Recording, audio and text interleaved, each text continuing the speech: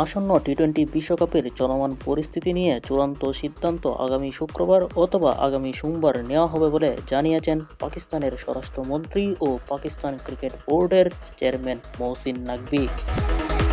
সামাজিক যোগাযোগ মাধ্যম এক্স অর্থাৎ টুইটারে দেওয়া এক পোস্টে বিষয়টি নিশ্চিত করেছেন নিজেই। বাংলাদেশের টি-20 বিশ্বকাপ বয়কটের পর বিশ্ব ক্রিকেটে শুরু হয়েছে তোলপাড়।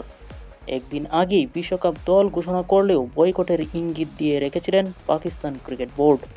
তবে বিশ্বকাপে পাকিস্তানের অংশগ্রহণের বিষয়টি দেশটির প্রধানমন্ত্রী শেহবাজ শরীফের হাতেই ছেড়ে দিয়েছেন প্রেসিডেন্ট। চূড়ান্ত সিদ্ধান্ত নেওয়ার জন্য সোমবার শেহবাজ শরীফের সঙ্গে বৈঠকে বসেছিলেন পিসিবি চেয়ারম্যান। বাংলাদেশ সময় বিকাল 5টা নাগাদ শুরু হয় ওই বৈঠক। শেহবাজ নাকভির বৈঠক শেষেই পাকিস্তানি সংবাদ মাধ্যম জিও নিউজ একটি প্রতিবেদনে নিশ্চিত করেছেন যে বিশ্বকাপ বয়কট করছে না পাকিস্তান। কিছুক্ষণ পরেই সেই প্রতিবেদনটি সরিয়ে নেয় জিও নিউজ।